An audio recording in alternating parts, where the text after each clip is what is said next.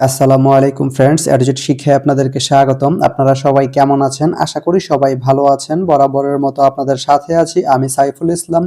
চলে এসেছি নতুন একটি ভিডিও নিয়ে। সো আজকে আমরা জানবো আপনি চট্টগ্রাম থেকে খানাবাড়ি যেতে কোন কোন ট্রেন রয়েছে, সেই ট্রেনগুলো ছাড়ার নতুন সময়সূচি, বন্ধের দিন এবং গিয়ে পৌঁছতে কতক্ষণ সময় লাগবে বিস্তারিত। তো আমি যদি আপনাদেরকে ট্রেনের সময়সূচিগুলো বলে দেই, আপনি চট্টগ্রাম থেকে খানাবাড়ি যেতে শুধুমাত্র একটি ট্রেন রয়েছে, সেটি হচ্ছে কর্ণফুলী।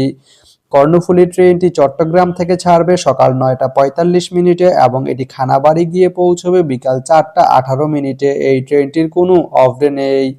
তো আপনি চট্টগ্রাম থেকে খানাবাড়ি যেতে এই কর্ণফুলী ট্রেনটি ব্যবহার করতে পারেন। তো ভিডিওটি কেমন লাগলো অবশ্যই কমেন্ট করে জানাবেন।